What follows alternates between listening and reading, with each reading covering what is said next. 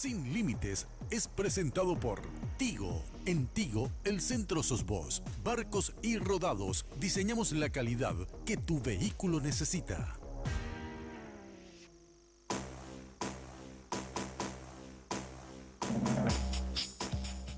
¿Qué tal, amigos? ¿Cómo están? Muy, pero muy buenas noches. Carlos Alberto Gómez Ferreira. Mis disculpas por no saludarte la vez pasada. Tranquilo. ¿Cómo estás? Buenas noches. No, porque me ligué un reto de la dirección. ¿Qué te crees para no saludar? ¿Qué tal? ¿Cómo te va? Bien, súper bien. Un saludo para vos, para los invitados también y para toda la audiencia que todos los domingos nos sintoniza a través de Red Bull. Bueno, yo quiero que ustedes miren el saquito que tengo porque no sé cómo te explico lo hermoso que es de Perry Ellis. No sé cómo se llama esto, no sé cómo se llama la manera que tiene, pero estupendo, verdaderamente. Ya de la temporada otoño-invierno, Claro. Así que mira lo que esto es. Es la colección otoño-invierno que ya está disponible en Perry Ellis. Recuerden ustedes, segundo nivel del Shopping del Sol. Quiero contar nomás que hoy llegó Enrique y le dijo a todo el mundo: ¿te gusta mi saco? ¿Te gusta mi camisa? ¿Te gusta mi saco? Bueno, para que todos reconozcan la capacidad de combinación que tuviste hoy. Señor director, ¿me pone un detalle acá del saquito, por favor? Porque quiero mostrar cómo es la tela. No sé cómo te explico, Bueno, es una cosa... Sí. Bueno, no es cualquier cosa. No es cualquier cosa. Así que gracias a Perry Ellis. Y, además. y quiero recordarles que pueden encontrar a Perry Ellis en el segundo nivel del Shopping del Sol, con descuentos también interesantes, y seguir su cuenta en red social, específicamente en Instagram, donde van tirando también todo lo que es la nueva colección. Perry Ellis PI es la cuenta de Perry Ellis en esta red social. Y también, Enrique, de paso, saludar a los amigos de Tigo, que están iniciando una promo interesantísima en todas sus sucursales. Hasta el 14 de mayo. Hasta el 14 de mayo, la Feria Smart, donde vos vas a poder comprar teléfonos inteligentes, los famosos smartphones, a precios realmente increíbles e insuperables. Hay algunos teléfonos que te llevas gratis, contratando un plan gratis. Sí. Y después además te hacen financiación a través de Tigo Money. La verdad que las facilidades que te da esta compañía son fantásticas. Todos tienen grandes descuentos por el modelo Motorola, llevas gratis. Sí. Increíble. Así que hay que aprovechar hasta el 14 de mayo. Sí, totalmente. Bueno, esta semana estuvo cargadísima de acontecimientos nacionales y algunos personales que vamos a comentar brevísimamente después. ¿Por dónde empezamos, Yacireta? Sí, yo creo que es el tema más importante de la semana. Por lo menos desde el punto de vista presupuestario y de relaciones internacionales. No, yo creo que es trascendental porque el gobierno muestra una vez más la capacidad o no, desde el punto de vista que uno quiera mirarlo, de negociación, que en este caso la estuvo llevando con la Argentina, y estamos teniendo lo que fue parte del encuentro entre Mauricio Macri y Horacio Cartes. Yo creo que, Enrique, lo que podemos concluir es que el gobierno, por lo menos por todos los análisis que hemos escuchado, lo que hizo fue patear la deuda. Una deuda que en realidad no debió reconocerse porque se introdujo al cálculo administrativo de la entidad binacional Yacyretá a través de una nota reversal que Paraguay nunca reconoció porque el Congreso paraguayo nunca aprobó.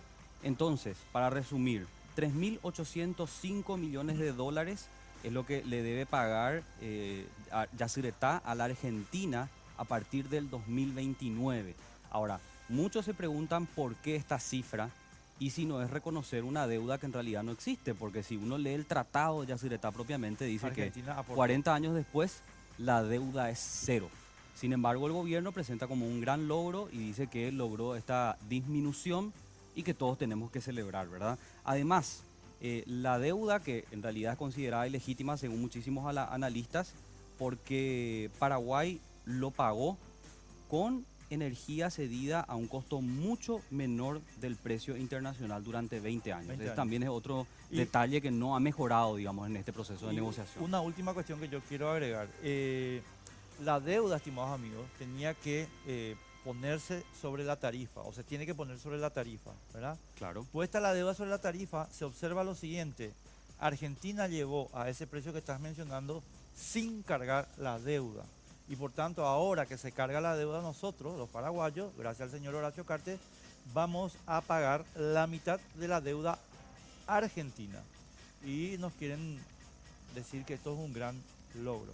Y estimados, ustedes no nos tienen que creer a nosotros, ustedes tienen que agarrar papel y lápiz. Esto está ya publicado, está todo publicado, y simplemente es lo siguiente: si nosotros tenemos que pagar más de lo que los argentinos pagan, es mal negocio. Y si tenemos que pagar menos, es buen negocio. Saquen ustedes su propia conclusión. Y no se olviden también que se va a empezar a pagar por territorio inundado, que fue principalmente Paraguay el afectado, recién dentro de 10 años. Sí.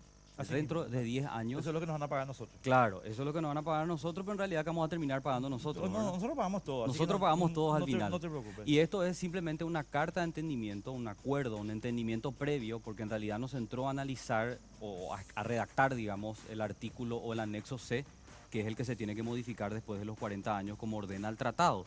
Pero esto va a tener que pasar necesariamente por el Congreso y bueno, ahí va a ser otro largo e intenso debate sobre estos lineamientos que plantea el gobierno de Horacio Cartes. Segunda cuestión rapidísima, el Grupo Cartes está promocionando, estimados amigos, la candidatura del ministro de Hacienda Santiago Peña. Esto está generando algunas controversias, estimados amigos, que se definen en el aparente disgusto del sector político de Honor Colorado, Juana Fara, Hugo Velázquez, Sí. que dicen nosotros no aceptamos esta candidatura. Sin embargo, el señor Cartes puso muchísima plata, estimados amigos, invirtió plata para entrar a la política y un hombre de negocios no tira su inversión a gente que no puede controlar. Es decir, acá el señor Cartes va a imponer a una persona que él pueda controlar. Se llamará Santiago Peña, se llamará Enrique Riera o Pato Donald.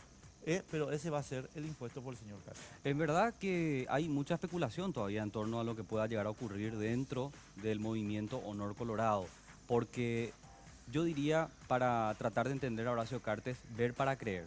Yo quiero que se confirme oficialmente la candidatura o precandidatura de Santiago Peña para creer todo esto que nos está presentando públicamente el Grupo Cartes o el movimiento Honor Colorado, porque bien podría ser un globo sonda, aunque ya desde mañana lunes empieza la gira donde va a tener a Santiago Peña como candidato o precandidato a presidente y Luis Neiting como vicepresidente. Esto ha generado supuestamente unos roces dentro de Honor Colorado, lo ha expresado públicamente el vicepresidente Juana Fara, lo ha expresado también el presidente de la Cámara de Diputados Hugo Velázquez, pero como estábamos analizando en la semana, Enrique, si realmente ellos están molestos y no están de acuerdo, pues que agarren sus cosas y se vayan. Sí, señor. A ver si se animan. Bueno, y hablando de la interna colorada, esta semana también hubo una reunión muy importante. Se reunieron Mario Abdo Benítez y el expresidente de la República, Nicanor Duarte Frutos. Ya se habla de un acuerdo entre ambos líderes políticos y bueno, Nicanor lo estuvo alabando a Marito después de este encuentro y en conferencia de prensa. Y muchos dicen que se habla de un acuerdo entre ambos donde Nicanor estaría liderando la lista de senadores de Colorado Añetete. Así que se va reconfigurando así más o menos el escenario colorado. Rápido. Lo que tenemos que preguntarle al señor Santi Peña o a cualquier Pato Donald que el señor Cartes ponga de candidato es lo siguiente. ¿Cuál es su modelo constitucional, señor? Y la respuesta es sencilla, porque ya la dieron. Poder ejecutivo hegemónico, poder legislativo ornamental. Pues primera cuestión. Segunda cuestión. Santiago Peña, ¿dónde está la subsecretaría de tributación para estudiar los cigarrillos que vende el señor Cartes en Brasil, México y Colombia? Esa es la pregunta que el señor Santiago Peña no se anima a responder en ningún medio. A los compradores del Grupo Cartes. A los compradores del Se Grupo entiende. Cartes. Entonces, Santiago, a ver, vos que estás guau tanto contra la evasión de impuestos, los compradores del Grupo Cartes, ¿qué pasa? Claro, porque ese negocio se hace en Paraguay. Sí, señor. Después sale al exterior, Así pero el mismo. negocio se hace en Paraguay.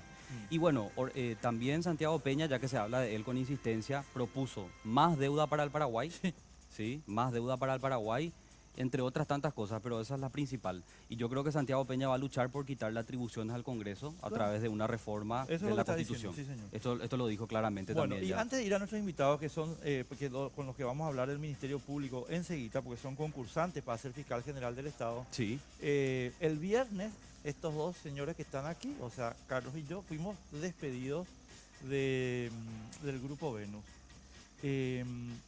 Nosotros no vamos a decir ni una palabra, solamente queremos confirmarles lo que están leyendo, seguramente desde el viernes, y decir que es debido a una presión del Grupo Cartes y que nos honra y nos enorgullece porque nos muestra que somos sus peores críticos, lo cual realmente nos gusta mucho, es un papel que nos gusta mucho y que vamos a continuar Horacio querido. Vamos a continuar, así que tranquilo nomás. Nada, eso, quería comentarlo. No, yo simplemente quiero decir que equipo, cuando eligieron a Javier Díaz Verón, se presentaron la mitad. Y esto va bajando en años anteriores. Así que esto fue todo un récord. Y me gustaría preguntarle un poco a los que están participando, digamos, de este proceso, ¿por qué creen que se dio esta cantidad impresionante? 102 postulantes. ¿Se confía en el proceso realmente, doctor Fuster? Sí, gracias. Personalmente yo confío en el proceso, razón por la cual me he presentado también. Atendiendo que he observado que el Consejo de la Magistratura está siendo aperturista, ha abierto sus puertas a la ciudadanía, ha señalado un principio que escucharía a la ciudadanía organizada, a las asociaciones civiles, a las organizaciones, en este caso organizadas, que participen en este caso en la audiencia pública, participen también muy de cerca en todas las audiencias que genere, en este caso, el Consejo de la Magistratura. A partir de ahí tuvo más crédito el Consejo de la Magistratura. Pienso que ello también ha motivado que los colegas, en este caso, concursen masivamente y estamos esperanzados en eso. Álvaro, ahora hay una cuestión vamos a entrar primero en la cuestión de forma. Vos ya estuviste, Blanca, digamos, participando en el interrogatorio, pero hay una cuestión ahí, Álvaro, que me gustaría entender, digamos, no sé si pudiste hablar con otros participantes, el margen de discrecionalidad que tiene el Consejo en la elección. Es decir, hay una parte que es objetiva, digamos, tus notas, tus calificaciones, tu currículum, pero hay otra parte donde el Consejo hace una entrevista y tiene una discreción, digamos, para puntuar. ¿Cuál es tu opinión sobre esa cuestión? Sobre esa... Sí, nosotros tuvimos todos los que participamos, lo que pretendemos ser fiscal general del Estado, en una reunión con los miembros del Consejo de la Magistratura, y ellos nos han manifestado todo lo que estás diciendo, que obviamente tienen en consideración la cuestión académica, la trayectoria, pero por sobre todo la honorabilidad. Eso ha destacado el presidente del Consejo de la Magistratura, y también coincido con el doctor Fuster, que la cantidad de postulantes se debe a la credibilidad. Y personalmente yo, que estoy fuera de la función pública, considero creíble a este Consejo de la Magistratura, y bueno, ellos sabrán a quiénes elegir y depositar en esta terna que tienen que elaborar. Pero perdón, una cosita. Pero esa cuestión de la entrevista donde, por decirte, no sé si el doctor González propiamente, pero algún otro miembro más político, hace la entrevista al doctor Álvaro Arias, por ejemplo, Emilio, sí, y dice, pero este fulano es liberal, por ejemplo. No te pregunta, pero sabe.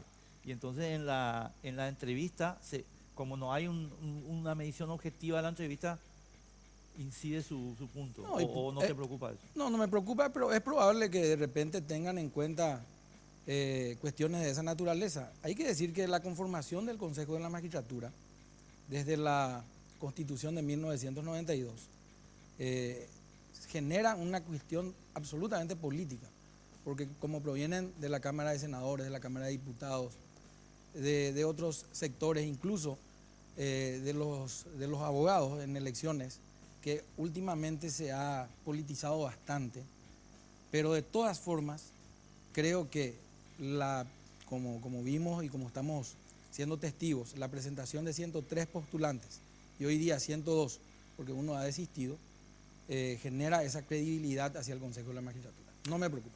Doctora Agüero, ¿crees que hay criterios discrecionales en este proceso de selección del puntaje y de la evaluación, digamos, académica, profesional de los postulantes? Yo confío plenamente realmente en el Consejo de la Magistratura, en este nuevo Consejo, pero no puedo negar, y eso no creo que ninguno de mis colegas aquí presentes también vayan a negar, que siempre hay un contenido político. Eso es absolutamente así, desde el mismo diseño, como habló el doctor Arias, sí, de la Constitución Nacional.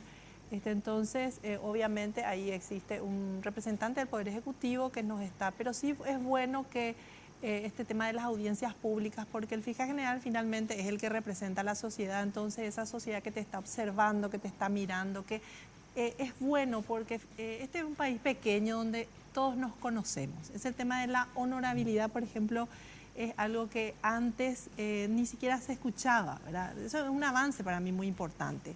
Y realmente yo felicito y creo, confío en que ellos van a seleccionar a la persona que creen que es la adecuada, ¿verdad? Aparte del contenido político, obviamente, que en alguna medida para las personas que no conocemos personalmente al señor presidente de la República nos cuesta un poco más o decimos, bueno, el señor presidente de la República debe confiar en su fiscal general. Eso aquí en todo el mundo, o sea, es una cuestión real, ¿verdad?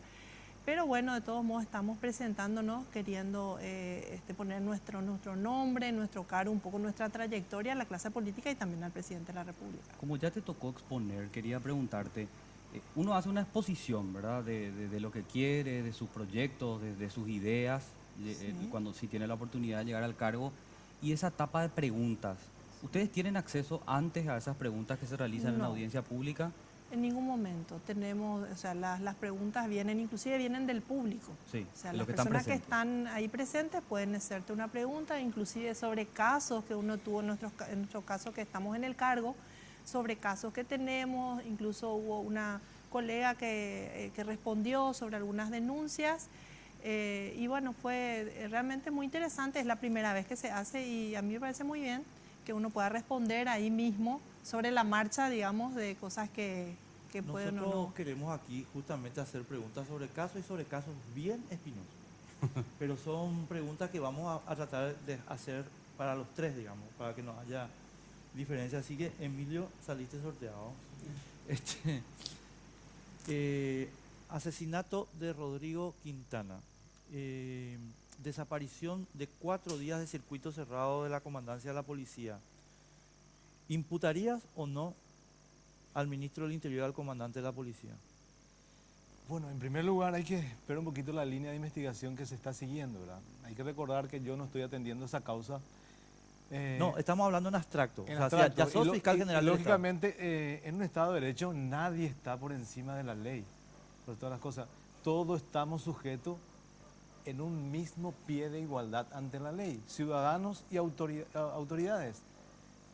Por eso estamos en Estado de Derecho y lógicamente si existen suficientes elementos de sospecha para realizar una imputación, como lo dice la norma procesal, pero no tendría ninguna duda. Hace 10 años que estoy en el Ministerio Público y tengo una línea de trabajo. Honestidad y transparencia no se negocia. Y la hipoteca y la independencia del Ministerio Público y en este caso, del agente fiscal no se debe hipotecar jamás. Te complemento la pregunta porque es para los tres, ¿verdad? Vos estás en una línea de investigación donde es fundamental saber quién impartió la orden de represión de la sede del Partido Liberal Radical Auténtico y viene el comandante de la policía y te dice desaparecieron 4 días de circuito cerrado justo el 31, el 1, 2 y 3. ¿Qué haces con los que estaban ahí? Y tengo que investigar, ¿verdad?, la responsabilidad de cada quien, porque ahí estamos eventualmente de un tipo penal, en este caso de frustración de la ejecución penal, en primer lugar, sin dudas alguna. Evaluaremos la responsabilidad de cada uno, investigaremos con objetividad y, lógicamente, tolerancia cero a la impunidad, sea quien sea. Eso es el mensaje que yo tengo como agente fiscal, como ciudadano y como representante de la sociedad, en todos los hechos, sea hechos políticos o no, hechos de corrupción o otro tipo, o hechos de otra naturaleza. Sin lugar a dudas, Enrique. Álvaro, misma cuestión, misma pregunta. Bueno, antes que nada, como dice el Código Procesal Penal, el Ministerio Público debe trabajar con un criterio de objetividad.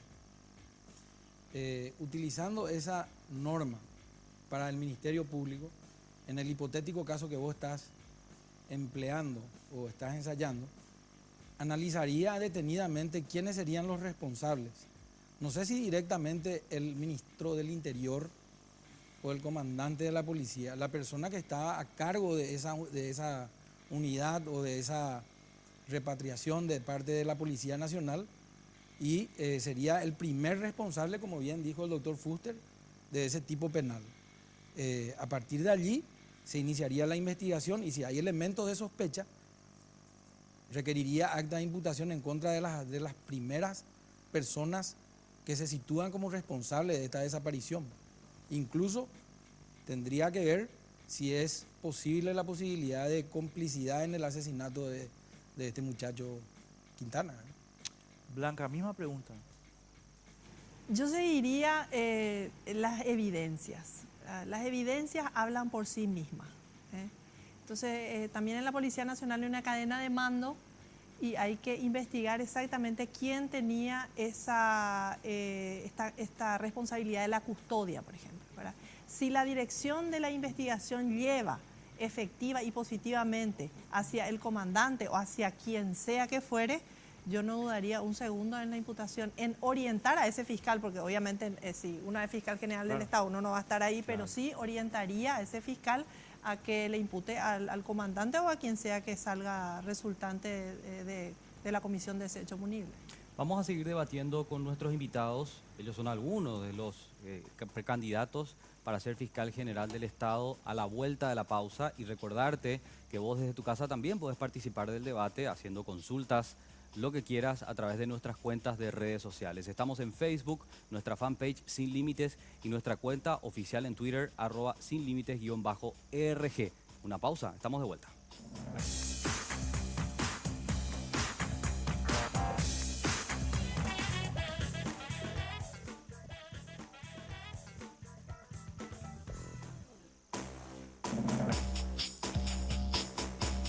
Continuamos por las pantallas de Red Guaraní, estás viendo Sin Límites, y como todos los domingos yo tengo una recomendación si estás sufriendo de estrés.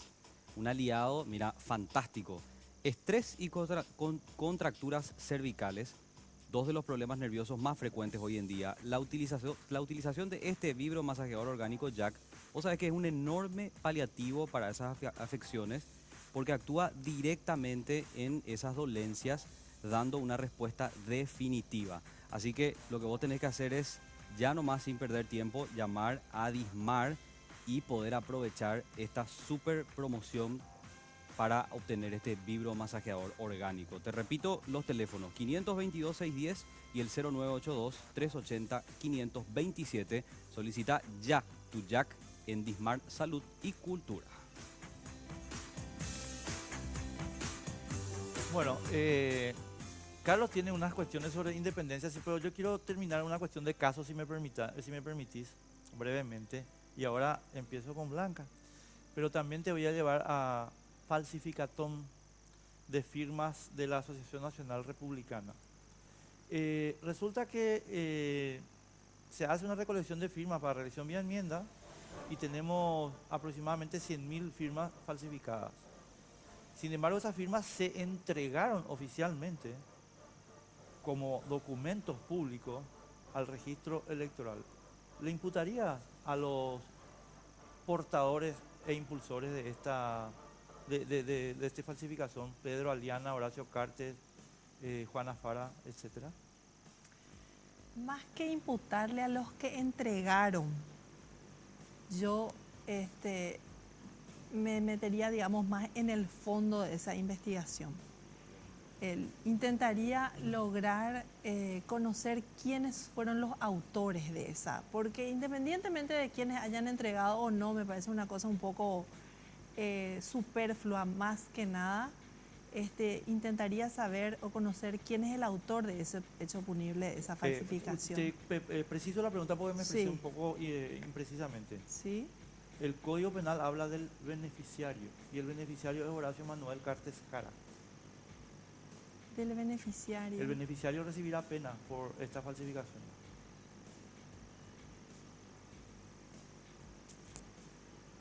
Mira, yo creo que esta causa, que me pareció realmente terrible al mirar nosotros de lejos porque no conocemos la carpeta fiscal, me pareció realmente terrible y muy penosa. Yo soy colorada y me pareció muy penoso que haya ocurrido eso.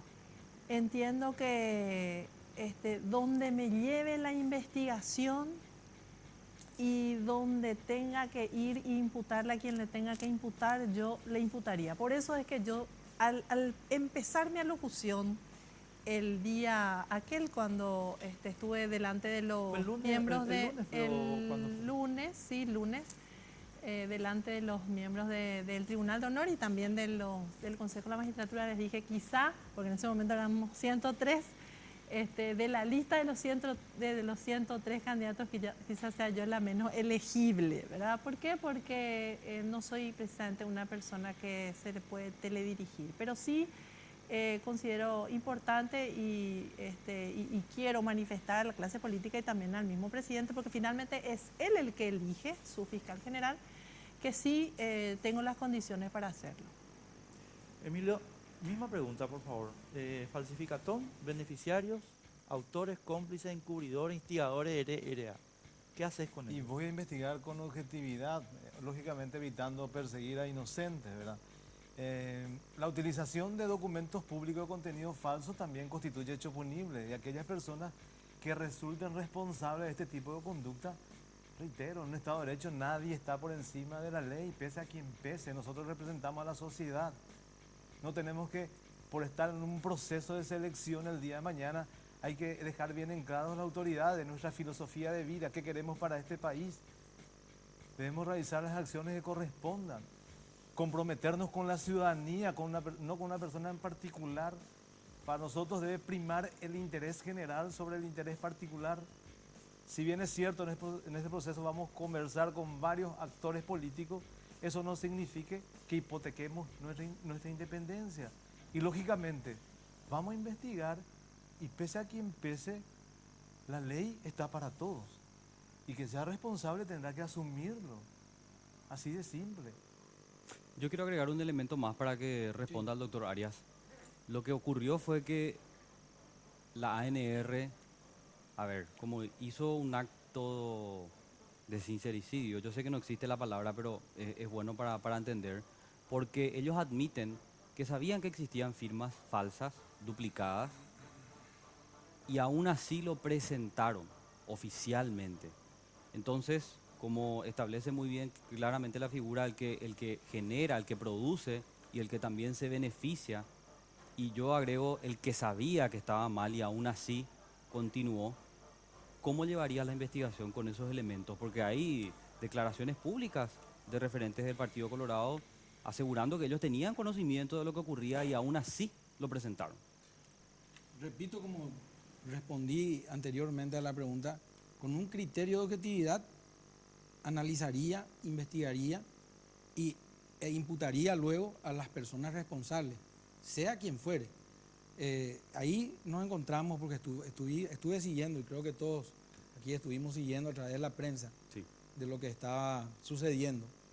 Está la producción del documento no auténtico, pero está el uso del documento no auténtico. Exacto. Es decir, la persona que produjo, sus cómplices, partícipes, como dijo Enrique, también luego estas personas que presentaron están usando ese documento no auténtico y son responsables, por lo tanto, sin ninguna duda requeriría acta de imputación en contra de las personas responsables. Correctísimo. Y me parece que la actuación del Ministerio Público en este puntual caso deja mucho que desear. Deja mucho que desear, realmente, ¿no? Y esto es evidente, ¿verdad? Porque tenemos resolución inmediata en algunos casos y en otros una desidia. ¿Cuál es ese criterio? A ver si ustedes nos pueden explicar, por favor, de priorizar ciertos casos y dejar que otros duerman en el Ministerio Público. Lo vemos a diario, ¿verdad? Hay algunas causas que avanzan con mucha mayor rapidez y otras que simplemente están ahí y te dicen, no, pero tenemos 6 meses para investigar y después podemos ampliar ese plazo. ¿Cuál es el nivel cuán efectiva es la Fiscalía en esa oportunidad del tiempo que tiene para investigar y de priorizar los casos? ¿Se prioriza porque la situación está mediatizada, porque hay presión de la prensa, como dicen siempre los involucrados, o por qué, doctora? Y a veces hay presión, más que presión de la prensa, un interés sobre una cuestión. Entonces, pero ese interés también está un poco direccionado, digamos, hacia, por ejemplo, en caso mío de la caída del aula de Lambaré, pues sí, fue, obviamente la prensa debía, y me pareció muy bien porque en realidad tuve como fiscal mucha cobertura de la prensa y siempre agradecí mucho eso, porque creo que fue en mi caso como una coraza, digamos, porque ustedes saben muy bien que eso tuvo un componente político muy importante, que finalmente costó en la salida de un intendente de su sitio, que no era la intención del Ministerio Público, sino que conocer la verdad real y bueno, y finalmente condenar a la persona responsable, ¿verdad? Pero no es fácil, ciertamente, ¿verdad? Esa situación no es fácil para ningún fiscal. ¿Por qué no es fácil? Porque nosotros venimos, o sea, nacemos, nuestro nombramiento viene de una raíz política. ¿Por qué? Porque el Consejo de la Magistratura también está integrado por políticos. Entonces, eso no estaría mal si estuviéramos en Francia o si estuviéramos en Suiza, ¿verdad? Donde la clase política ya entendió hace mucho tiempo, ¿verdad?, que no debe hacer todo este tema de llamar a un fiscal, etcétera. Pero como estamos aquí todavía nos falta mucho tiempo para que eso lamentablemente, a mi entender, pase, ¿verdad? Entonces es muy difícil para un fiscal que llega al cargo, porque cuesta mucho también llegar. Entonces tomar una causa así, imputarle a un político, no es nada fácil esto, ¿verdad? Yo tengo que decirlo claramente, yo tengo colegas muchas veces que, en el caso mío, que fue muy, digamos, yo tuve mucha cobertura de la prensa, eso sí fue bueno para mí. Y gracias a Dios hoy estoy, el jurado de enjuiciamiento me liberó de esa denuncia del caso Cárdenas, y debo decir eso también. Pero yo me siento con las manos libres para hacerlo, pero no siempre es fácil decir, bueno, esto hago y me pueden echar del cargo, porque eso es así verdaderamente. Claro. Entonces, lo que se debe hacer es una reingeniería. Esa ley del Consejo de la Magistratura debe ser cambiado. No deben más integrar el Consejo de la Magistratura personas que estén, el poder político, ¿verdad? Pueden integrarlo personas honorables, así como, por ejemplo, el Tribunal de Honor, que hoy tenemos personas de renombrada honorabilidad, ¿verdad? Que estén nombrando personas para la magistratura, pero no más desde el modo. ¿Por qué también?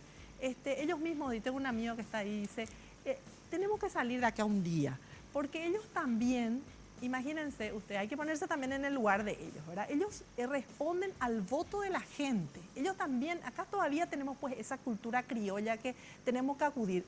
La gente acude al presidente seccional en su barrio o al presidente del comité si es del Partido Liberal. Entonces cree que ellas son las personas que los van a ayudar. Tienen un problema judicial, directamente al presidente seccional, va con alguien de ahí en la Cámara a ver si le habla un fiscal. Todavía tenemos esa cultura. Entonces también obviamente ellos se sienten comprometidas con su gente de ayudarle, ¿verdad? Entonces deben salir definitivamente de la designación de magistrados los políticos. Una pregunta, perdón, Carlos.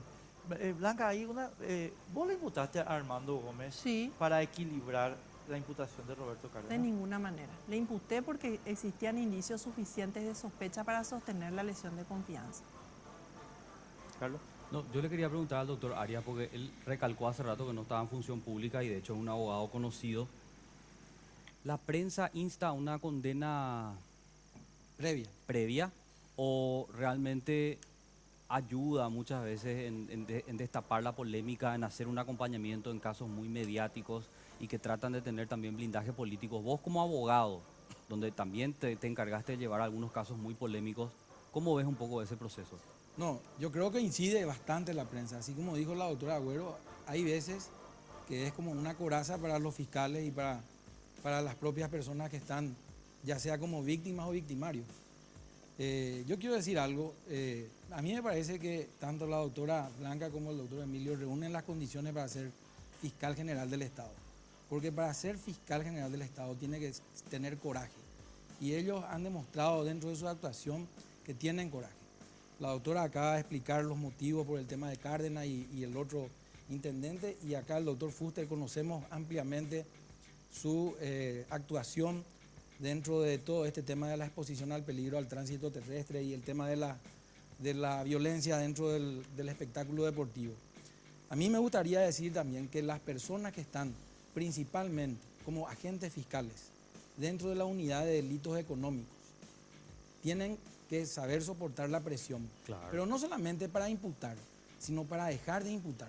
Nosotros conocemos muchísimos casos en donde fiscales han imputado innecesariamente y en otros casos incluso han tenido que pedir el sobreseimiento definitivo y hoy día están soportando otras personas por cualquier, disculpen el término, ¿verdad? No.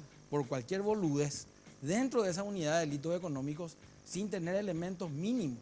Cuando hacen un copia y pegue del informe de la Contraloría General de la República y pasan al Ministerio Público y el Ministerio Público de esta unidad imputa y luego para la acusación copia y pegue nuevamente, acusan y siendo de la unidad de delitos económicos quiero ver qué juez sobresería. Entonces va al juicio oral y público y si el tribunal de sentencia llega a absolverle, entonces dirán, le presionaron y si le condenan, no, es realmente una presión política. Yo creo que la prensa es muy importante, respondiendo puntualmente a tu pregunta, necesitamos en los casos sobre todo de interés público, en donde está el erario público en juego, este caso del derrumbe de las escuelas esta, creo que necesita la cobertura de la prensa, pero también tienen que tener el mismo criterio de objetividad los fiscales para imputar y sobre todo para dejar de imputar.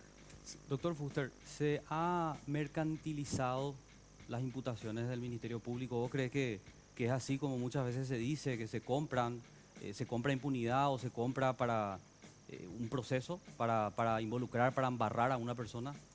La Fiscalía es una institución muy grande, ¿verdad? Tenemos fiscales realmente con buena trayectoria, tenemos un buen plantel de funcionarios y como toda institución también tenemos nuestros bemoles, ¿verdad? Tenemos nuestra problemática, no descartamos que exista esa posibilidad también, pero la gran mayoría de los funcionarios del Ministerio Público y los agentes fiscales son personas honestas que realizan un trabajo valiente en muchos casos, como ser combatiendo el narcotráfico, la corrupción, los delitos económicos, y hay que reconocer también ese aspecto positivo que tiene el Ministerio Público. Pero no obstante, también existen personas que entran a beneficiarse o a beneficiar a intereses crematísticos, ¿verdad? No descartamos esas cuestiones y se conocen en algunos casos, pero en el día de mañana, en caso de acceder a este cargo tan importante, nosotros no vamos a dudar un minuto de terminar con ese tipo de conducta. Claro, Emilio, ahí yo te voy a preguntar, digamos, siguiendo el hilo de lo que estaba mencionando Álvaro, porque vos sos parte del Ministerio Público, es decir, sos fiscal en este momento, aunque no estás, digamos, enfocado al tema. Durante el gobierno de Fernando Lugo Federico Franco, la prensa sacaba algún artículo y se le imputaba durante el gobierno de Horacio Cartes, no se le imputa a nadie, aunque la prensa publique los escándalos más groseros. Caso ejemplar, SACIR Aeropuerto. Entonces yo no sé si la unidad de delitos económicos es tan buena como quieren hacernos creer de repente, porque sí, en la época de Federico y de Lugo, pero por favor, Camilo Suárez compró a 12.000 los coquitos, imputado. Ahora, SACIR, 300 millones de dólares, ¿qué pasa? ¿De dónde está la mariposita? No, te señalé que tenemos nuestros bemoles, ahí existen excepciones también negativas en este caso para la institución o eventualmente para esa unidad que usted está mencionando. En todos los casos así de esa naturaleza, yo creo que si existen indicios suficientes deberían de investigarse, no hay duda sobre esa cuestión. Tenemos que hacer una pausa y a la vuelta vamos con una ronda más de consultas con los candidatos a fiscal general que nos acompañan esta noche aquí por las pantallas de Red Guaraní. Así que ustedes se quedan del otro lado, volvemos en un ratito.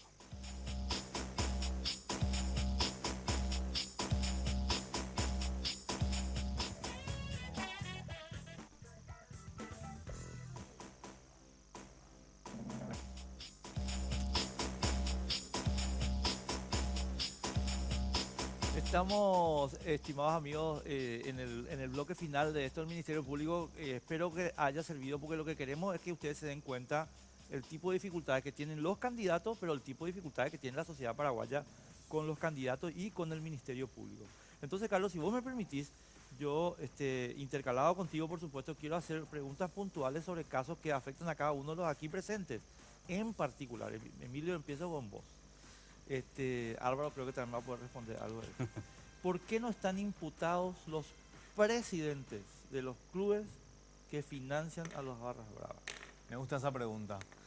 porque hace un par de semanas presenté en el Congreso, en este caso la Cámara de Diputados, un proyecto de ley para castigar a aquellas personas, directivos o empresas que financian a estos grupos autodenominados barra brava. Lo oxigenan con entradas y otros materiales para que vengan a un encuentro deportivo. Necesitamos una herramienta legal para realizar la persecución penal. ¿No es todavía delito? No es una conducta punible hoy día. Hoy día no es una conducta punible, la razón por la cual presentamos este anteproyecto a los efectos de tener una herramienta para realizar una persecución penal efectiva contra esa persona. Sin lugar a duda, al obtener esa ley, lógicamente nosotros ya vamos a estar facultados a impulsar la acción que corresponda. Vos sabés que yo no sé si en el caso Trote es tan que no hay ley, ¿eh? Porque Trote... No estoy hablando del asesinato propiamente de su señora, te estoy hablando de la plata que le daban, ¿cómo que se llama nuestro estimado Recanati y compañía? ¿Cuál es el tipo penal ahí? ¿Qué tipo penal configura? No sé, yo te pregunto, vos sos por eso se estaba mencionando ahora que presentamos el anteproyecto de ley para justamente subsumir, adecuar esa conducta a un tipo penal y ejercer posteriormente la acción penal. Claro, que la tengamos en breve, ¿verdad? Para tener una herramienta. ¿Por qué se investiga siempre violencia, financiación, que es importante también, que quién le da la entrada, quién le paga el pancho, no sé? Y nunca se investiga narcotráfico. Narcotráfico. En Barras Bravas. En Barras Bravas. Caso Trote también. Caso Trote también. Drogas. Microtráfico, sí. Claro, microtráfico sería, cierto, tenés razón. Cada fin de semana existen incautaciones acá de pequeñas dosis de estupefacientes y la Policía Nacional actúa y los agentes fiscales encargados en esa materia también actúan. Se está trabajando, ¿verdad? En esa materia también me consta, la gente de eventos deportivos con los agentes antinarcóticos están trabajando sobre eso. Pero hay personas imputadas por formar parte de una red, ¿por qué? Es Vox Populi que estas personas en realidad se encargan de distribuir drogas y que la pelea en realidad no es por quien tiene la bandera más grande o quien le silbó a la novia de fulano de tal, sino por territorio en distribución de drogas. Y hay muchos intereses, no solamente eso, ¿verdad? Yo creo que aparte de la droga existe un interés económico crematístico muy grande, ¿verdad? Le redunda mucho beneficio que las empresas ligadas a la APF y los clubes también le entreguen dinero, en este caso a estos grupos autodenominados barra brava, y son los, entre comillas, jefes barra bravas los grandes beneficiados. ¿Usted piensa que esas banderas que tienen propagandas, en este caso de empresas, son gratuitas? No, tienen su costo. Y son millonarios los costos de esas banderas. Doctor Álvaro Arias. Sí. Vos sos abogado de gente muy famosa y muy conocida en el mundo político. Ya no te voy a hablar del caso de Camilo. Vamos a suponer que el señor Cartes te nomine fiscal general del Estado. Sí. Y el caso de tu cliente Perla Vázquez se descomponga en términos jurídicos. ¿Cómo tenemos nosotros garantía de que el fiscal general Álvaro Arias no va a beneficiar a su antigua cliente particular, Perla Vázquez? ¿Cuál de las dos? ¿La madre o la hija? Ambas, cualquiera, vos elegís. Bueno, porque voy a comenzar por la hija. Ella estuvo imputada por cobro indebido de honorarios profesionales, justamente por la unidad de delitos económicos. Asumí su defensa. He participado de la etapa preparatoria. El Ministerio Público le acusó, solicitó juicio oral y público. Fuimos a la audiencia preliminar. Ella reconoció los hechos. Solicitamos un procedimiento abreviado. El Ministerio Público se allanó y ella fue condenada. Quedó firme esa resolución. Fue al juzgado de ejecución y ya cumplió con su condena. Es decir, está libre, totalmente cerrado el caso. No hay manera de reabrir ese caso. Y en el caso de la señora Perla, la diputada, ella nunca estuvo imputada por nada. Hubo un enfrentamiento que tuvieron Perla de Vázquez y Alfredo de Clesis, que es también diputado por el Partido Colorado, ambos son del Partido Colorado, que culminó con una querella autónoma por calumnia e difamación de parte de un familiar del diputado Alfredo de Clesis y actualmente se encuentra en la Corte. Lógicamente que si a mí me toca, si el señor Horacio Cartes me designa como fiscal general del Estado y el Congreso o la Cámara de Senadores aprueba, en los casos en donde yo estuve defendiéndole a estas personas, ya sean conocidos o no conocidos, obviamente que me excusaré, no tengo manera de involucrarme y le daré amplia libertad al agente fiscal que llevaría esa causa para que pueda resolver o para que pueda investigar, y si tiene una causa que pueda demostrar en un juicio oral y público, pues que acuse y que se resuelva en un juicio oral y público. Correcto. Doctor Agüero, creo que una de tus causas más conocidas, no es la única, pero por lo menos es la más publicitada, es la de Cárdenas. Ahora se suma la del actual intendente Armando Gómez. Cárdenas tiene protección del propio presidente de la República, o por lo menos de su entorno más cercano. ¿Cómo luchamos contra eso? Porque te quisieron apartar de todas las formas del caso. Eso siempre va a existir. Es decir, no solamente en ese caso va a existir, existe acá y en muchos países seguramente. O sea, no debe ser privativo de este país el tema de las coberturas, porque eso va desde que el mundo del mundo es así. La diferencia debe estar en el fiscal. El fiscal debe ser lo suficientemente independiente para poder lograr investigar. Esta es la gran deuda que tenemos como Ministerio Público. Eso quiero decirlo, ¿verdad? Verdaderamente yo creo que el Ministerio Público de Paraguay tiene una gran deuda con relación a los delitos de cuello blanco. Tenemos una estadística muy baja en condenas a hechos punibles de cuello blanco, los llamados de cuello blanco, ¿verdad? Sí estamos bien con relación a robos agravados, hurto, homicidio, etcétera. Vamos a juicio todos los días, eso es así, pero sí hay una gran deuda con relación a hechos punibles de cuello blanco. Y esto es difícil, no es fácil, pero el fiscal tiene que tener el carácter y el compromiso social para hacer eso. Ya que planteó esto la doctora, porque me parece fundamental, quiero plantearle a los tres invitados y me gustaría escuchar una breve exposición al respecto. Delitos de corrupción estatal o en el Estado imprescriptibles. ¿Qué les parece esa posibilidad? Porque todos los días vemos cómo delitos contra el Estado quedan impunes. Entonces, me gustaría poder escuchar, no sé si podemos empezar contigo, doctora. Sí, cómo no. ¿Qué te parece esa posibilidad? Me encantaría. La verdad que sería una herramienta muy importante. Ahora, ¿cómo logramos que el Congreso nos dé esa herramienta? Realmente va a ser una lucha, seguramente que sí. Pero sería una herramienta muy interesante porque estos hechos punibles que se investigan contra personas que se encuentran en el poder no son hechos que se pueden investigar rápidamente, ¿verdad? A veces inclusive años. Estuvimos hace poco en Costa Rica en un congreso, el Congreso Latinoamericano de Fiscales, y estuvimos conversando con los fiscales que estuvieron en el caso Lavallato, que es muy interesante, en Brasil. Y realmente fue muy educativo, muy interesante cómo ellos lograron, ¿verdad?, involucrarse hasta lo más profundo de la clase política, ¿verdad? Bueno, estamos cerca, yo creo que, y sueño con que Paraguay tenga también la posibilidad de que sus fiscales sean lo suficientemente independientes para poder lograr ese tipo de investigaciones, si es que existiera, ¿verdad?, obviamente. Claro. Álvaro, la misma pregunta. Bueno, yo considero de que el Ministerio Público y el fiscal general del Estado es independiente verdaderamente, debería impulsar inmediatamente conocido el hecho.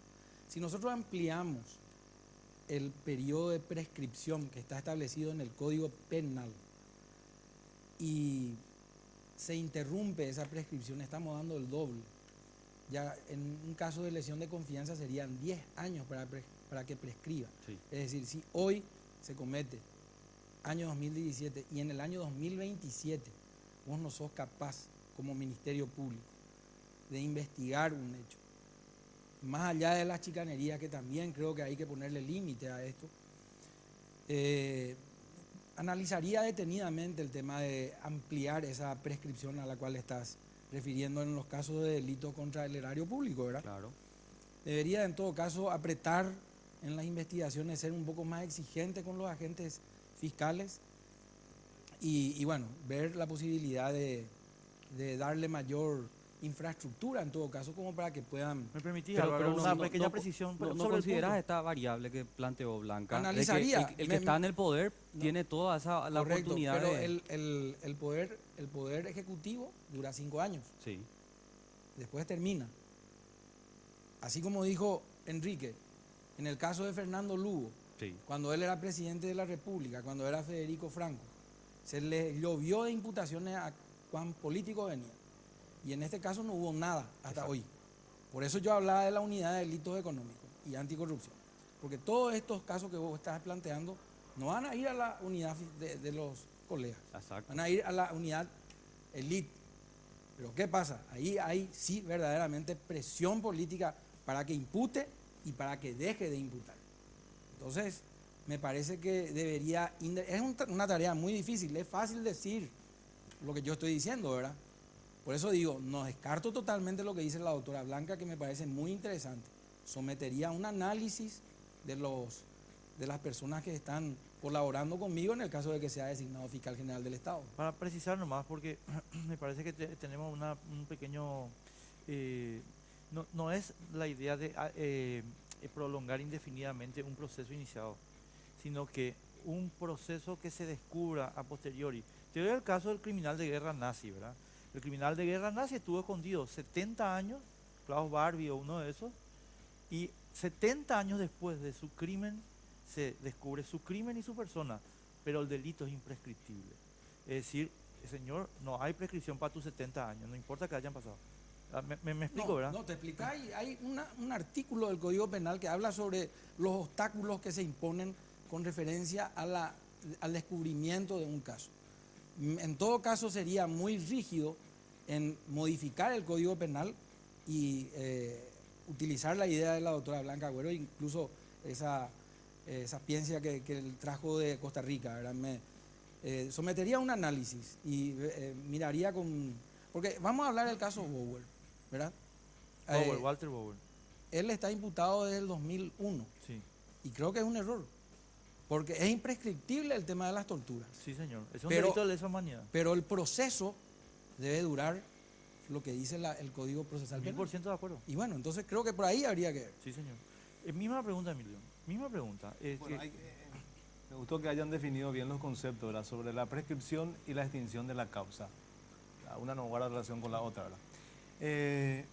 No estoy de acuerdo con la prescripción. La ciudadanía está cansada de juicios largos porque el Ministerio Público no actúe con oficiosidad o eficiencia en la investigación, ¿verdad? Yo pienso que el Ministerio Público es un órgano extrapoder, pero estamos dentro del sistema del Poder Judicial, ¿verdad? Cada quien tiene que asumir su cuota de responsabilidad. El Ministerio Público tiene que realizar una investigación eficiente en tiempo y forma. Si mañana se descubre un hecho punible de corrupción o delitos económicos, tiene que actuar inmediatamente. Y también trabajar con los otros poderes del Estado, en este caso el Poder Judicial, cuando estamos ligados directamente, donde sí nosotros los agentes fiscales muchas veces encontramos muchos obstáculos. Ahí se genera la morosidad judicial. El Ministerio Público tiene plazos para terminar con una investigación, 6 meses o eventualmente pasar 6 meses más. Luego ya tiene que acusar y tener la prueba suficiente y tomar una decisión sobre esas cuestiones. Yo no estoy de acuerdo con la imprescriptibilidad de ese tipo de hechos punibles para ser investigados. La ciudadanía espera soluciones inmediatas y enviar señales claras hacia las personas que cometen hechos punibles de esa naturaleza. Tenemos que cerrar el bloque y entonces les voy a pedir, por favor, señores, o les vamos a pedir que en 45 segundos le digan a la audiencia por qué Horacio Cartes y una mayoría del Senado les tiene que elegir a cada uno de ustedes fiscal general del Estado. Blanca, empezamos contigo. Hablarle al presidente. Sí, él no me conoce, tampoco yo lo conozco personalmente. Nunca tuve la oportunidad de hacerlo, por lo cual me parece que bueno, tal vez es un momento para eso.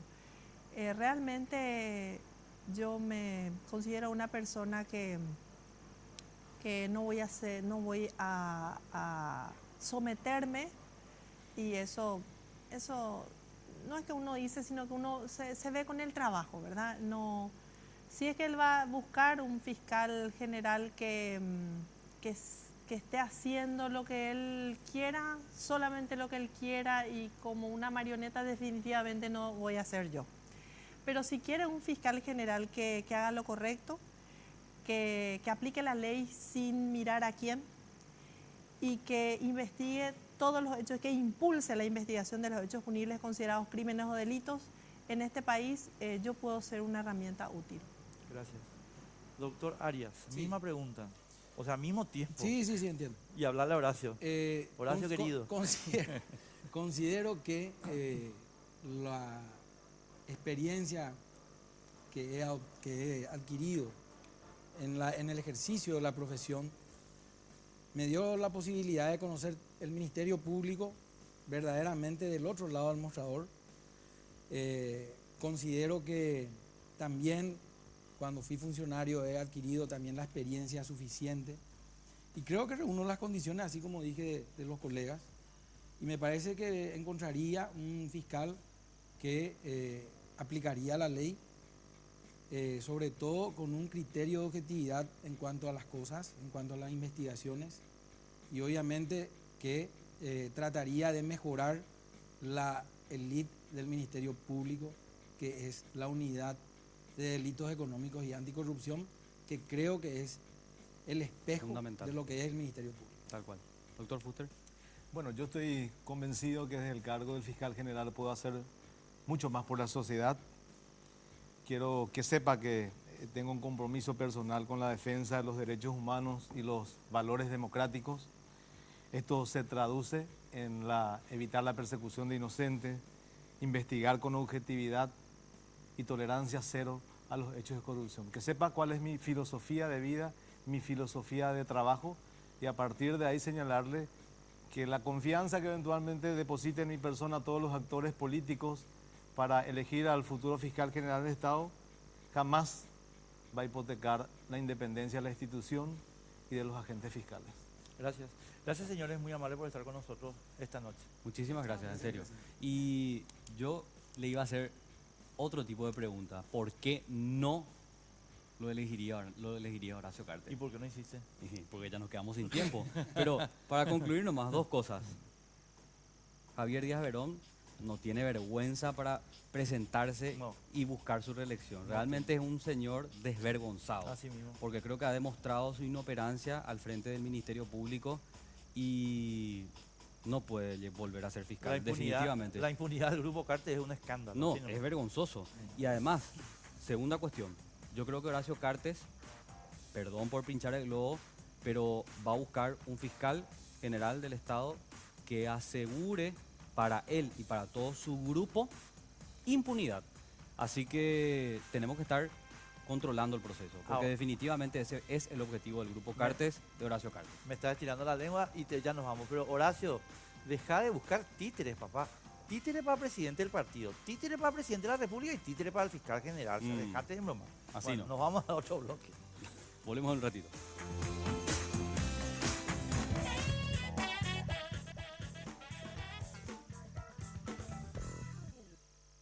Aviesamente, abajo la usura y por el rechazo y a votación, señor presidente. El Senado rechazó la polémica ley de libranzas, que busca autorizar a los comercios y particulares a realizar descuentos compulsivos al salario de los trabajadores por la compra de bienes o servicios. El proyecto de ley de libranzas, en el texto aprobado por la Cámara de Diputados, estipula que las empresas, casas comerciales u otros podrían embargar hasta el 65% del ingreso mensual de los trabajadores asalariados e inclusive de jubilados y pensionados por el cobro de productos o servicios adquiridos. También establece que los descuentos se realizarían incluso si el trabajador cambia de empleo y obliga a los empleadores a hacer cumplir la norma. Todas las comisiones que estudiaron el proyecto en el Senado recomendaron su rechazo, que fue unánime en la Cámara Alta. En la legislación que tenemos hoy día, tanto constitucional como el Código del Trabajo y otras leyes, es que la finalidad esencial del salario es la manutención del trabajador y su familia, por sobre cualquier otro requerimiento. Por eso se ha establecido a lo largo de los años y desde la época de los mensudes, a la cual ahora queremos volver, la inembargabilidad del salario del trabajador por deudas comerciales o financieras ordinarias no hasta el 25%. Y también se han establecido otras normas como por ejemplo la obligación de pagar el dinero efectivo al trabajador y prohibir el funcionamiento financiero del empleador. Con este revés, el proyecto vuelve a la Cámara de Diputados, donde necesitaría contar con al menos 53 votos para su aprobación. Los representantes de centrales sindicales celebraron el resultado tras seguir de cerca su tratamiento. Ahí está, el proyecto de ley de libranzas, lo que se discutió prácticamente toda la semana. Digamos que el debate público estaba bastante secuestrado por el tema de la enmienda, de la reelección, y había proyectos que se estaban discutiendo en el Congreso que no tuvieron la atención suficiente por parte de la ciudadanía. Cuando nos sentamos a leer lo que estipulaba este texto, bueno, más de uno alzó su voz de protesta.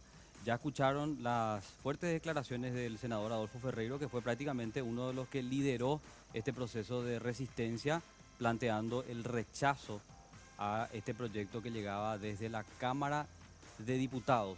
A Adolfo Ferreiro le acusaron de todo. Es más, estaba leyendo declaraciones de Juan Vera, de Azucop, que apoya el proyecto, diciendo que en realidad Adolfo está siendo financiado por los bancos, para que los bancos sigan, digamos, secuestrando este negocio, por decirlo de alguna manera, y que nunca se legalice un procedimiento que en realidad, en la práctica, ya existe. Así que lo vamos a debatir en la noche de hoy, Enrique. ¿Con quién estamos? Sí, señor. Aldo Vera, diputado, ¿cómo te va? Buenas noches, Enrique, para vos, para la audiencia, para los panelistas. Gracias por la invitación. Gracias, no, muy amable. Ever Ruiz Díaz, abogados laboralistas. ¿Cómo te va? Gracias por estar con nosotros. Muy bien, buenas noches. Gracias por la invitación. Después van a expresar saludos. sus puntos de vista sobre este asunto. Sí, y también está con nosotros el vicepresidente de la Cámara Paraguaya de Libranzas, Luis Montanaro. Luis, ¿cómo estás? Buenas noches. Buenas noches, muchas gracias por la invitación. Estamos abiertos para el diálogo y el debate. Bueno, me gustaría empezar con Luis, ¿sabes por qué? Sí, lo que quiero explicar es una cuestión de procedimiento legislativo. ¿Por qué estamos haciendo este debate hoy, estimado amigo, después de que el Senado haya rechazado? Porque la Cámara de Diputados tiene que tratar de nuevo este tema.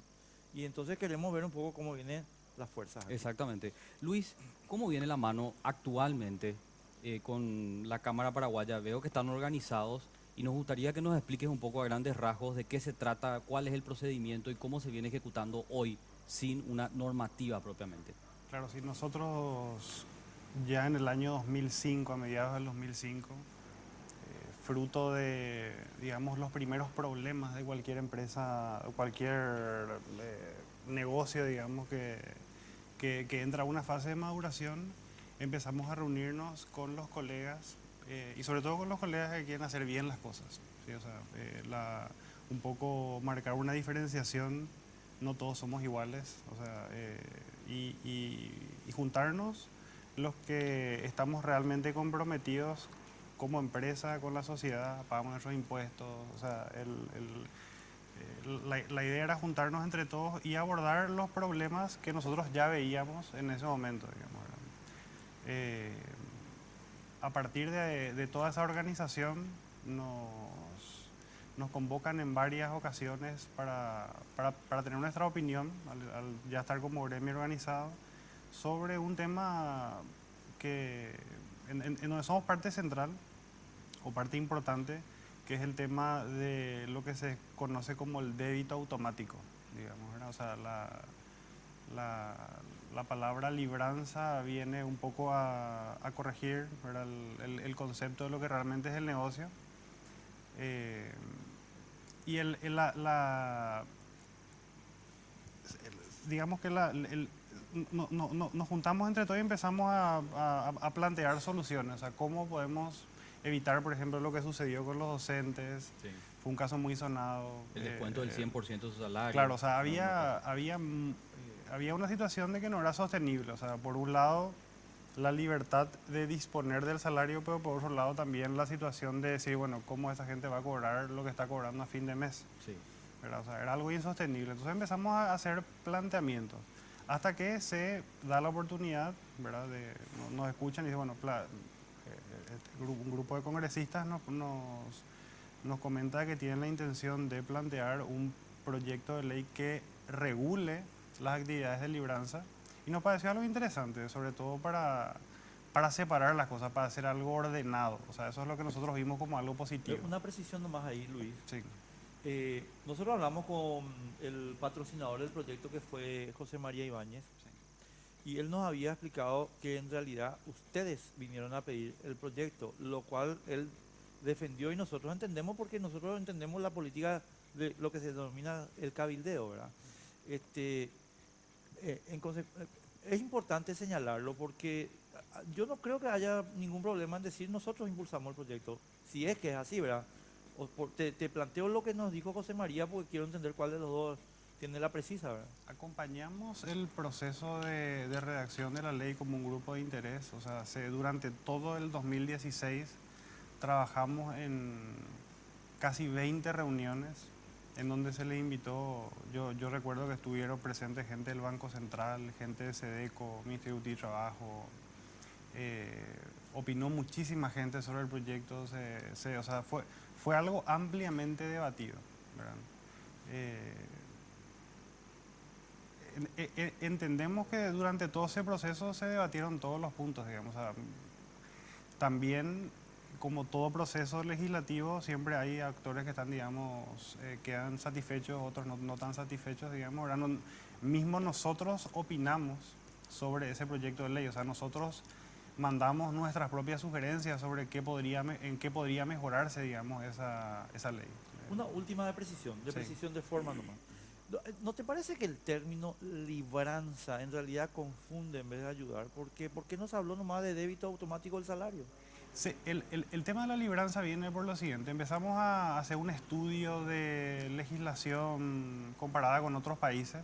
Tomamos lo que es la ley de Colombia y mismo referentes del ámbito financiero ya nos hablaban de que esto se llamaba así. O sea, el negocio de ustedes es la libranza. Entonces ahí comenzamos a revisar un poco la historia de qué es la libranza. Comenzamos a ver, en Estados Unidos también está el Direct Debit Act, que es una... Pero mira el término, Direct Debit Act, o sea, claro. La ley de débito automático. Exacto, de débito directo. Se tomó, digamos, la palabra libranza, quizá haya sido algo digamos... no sé, incorrecto, no sé, una cuestión, digamos, pero la idea un poco era darle un nombre, darle un concepto, darle un marco en el que nosotros también como empresarios nos sintamos tranquilos de hacer el negocio, ¿sí? O sea, plantear un poco esa idea.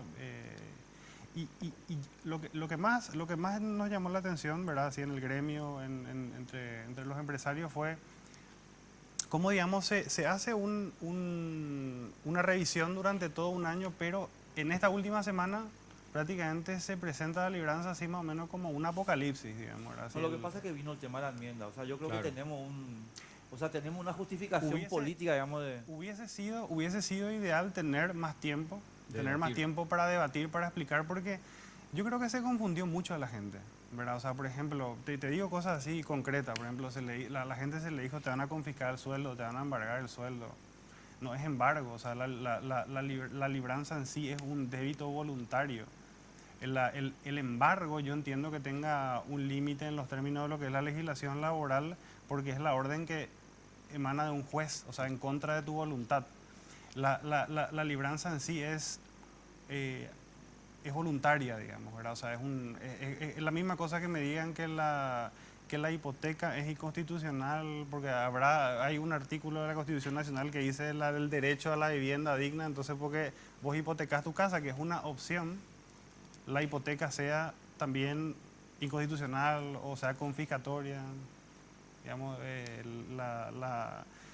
Y otra cosa, le comenzaron a decir a la gente que el patrón iba a ser codeudor y que el patrón tenía que pagar la cuenta. Y no es así. O sea, si uno lee la ley, mucha gente tocó de oído, no hubo mucho tiempo, entonces como que se tomaron, digamos, los puntos así. Entonces, si uno lee la ley y dice, no, lo que yo te debito de tu salario, hasta tanto no pague la cuenta, yo soy responsable de eso. Porque hubieron muchísimos casos en los que se debitaron la cuenta y el empleado tuvo que pagar 2 veces. Entonces, la libranza traía... Y hay otros puntos positivos, por ejemplo, la central de riesgos, ¿verdad? Una cosa súper necesaria, una herramienta súper necesaria. ¿Qué empresa va a dar un crédito con la probabilidad de no cobrar? O sea, las empresas normalmente tienen tienen una intención de volver a cobrar la cuenta, ¿verdad? Por supuesto que siempre hay un porcentaje de fallido, un porcentaje de impagos, pero de ahí a decir que las empresas sobreendeudan, yo creo que quizás es un problema de falta de información. Por eso es que nosotros mismos planteamos, ¿verdad? Y inclusive ya nos anticipamos a lo que sea, a lo que hubiese sido o hacer la promulgación de la ley o poner en práctica esto. Se fundó en el mes de marzo una central de información comercial, ya para compartir información, porque no es intención, por lo menos de las empresas serias que formamos parte de este grupo, en donde inclusive están empresas que cotizan en la Bolsa de Valores de Asunción, están empresas que están entre los principales 500 contribuyentes del fisco. Dame un ratito ahí, Luis. Sí. Aldo, bueno, ellos tienen esta posición, ustedes ya tienen un espaldarazo del Senado, por decirlo de alguna manera. ¿Cuál es el panorama en la Cámara de Diputados? Mira, nosotros en Cámara de Diputados, acá tengo la votación si querés ver después, perdimos 59-7. Apabullante fue. Nosotros hicimos la advertencia en el momento en que se estaba tratando, explicamos nuestro punto de vista, que tiene que ver principalmente con cuestiones que son para nosotros muy preocupantes y violatorias de principios cardinales del derecho laboral, como ser la irrenunciabilidad del derecho, ¿verdad? Como el derecho laboral es de orden público, no se puede renunciar a ciertos derechos. Uno de ellos es a tener un salario que le permita una vida digna al trabajador. Eso no se puede ni siquiera acordar voluntariamente en el ámbito del derecho civil. Por tanto, esta ley no puede tampoco exceder ese límite máximo de hasta el 50% que es entendido para cuestiones de prestaciones alimentarias, por ejemplo. Entonces, esas son cuestiones. Después, tiene contradicciones que son muy serias. Dice cesión voluntaria e irrevocable, dice. Ahí me parece a mí que ya es prácticamente, no se puede retroceder de eso. O sea, irrevocable, o sea, cuando vos haces algo irrevocable ya no es más voluntario. Claro, entonces ahí estamos violando un principio de derecho laboral, estamos modificando el derecho laboral por vía del derecho civil. O sea, tiene muchas contradicciones esta ley que hacen que no se pueda aprobar y hace que se desnaturalice algo que puede tener, que puede ser una buena, que puede ser un buen instituto, que es el de facilitador de pago, ¿verdad? Nosotros estamos de acuerdo con facilitar los pagos. Un sistema financiero sano es bueno para todos, pero un trabajador endeudado cobrando el 25 o el 35% de su salario, socialmente es una bomba de tiempo y no se puede legislar teniendo en cuenta solamente el aspecto financiero del tema. Hay que mirar también el contexto social, económico, y hay que tener, como decía hoy un amigo, hay que tener piedad de los trabajadores. No se puede legislar solamente en beneficio de los intereses de un solo sector. Se tiene que legislar para todos los sectores y se tiene que legislar en una situación que es absurdamente asimétrica. No se puede negar la asimetría, así como existe una asimetría clara entre patrón y trabajador, existe una asimetría clara entre acreedor y deudor, porque ¿quién tiene la relación dominante en esas ambas situaciones?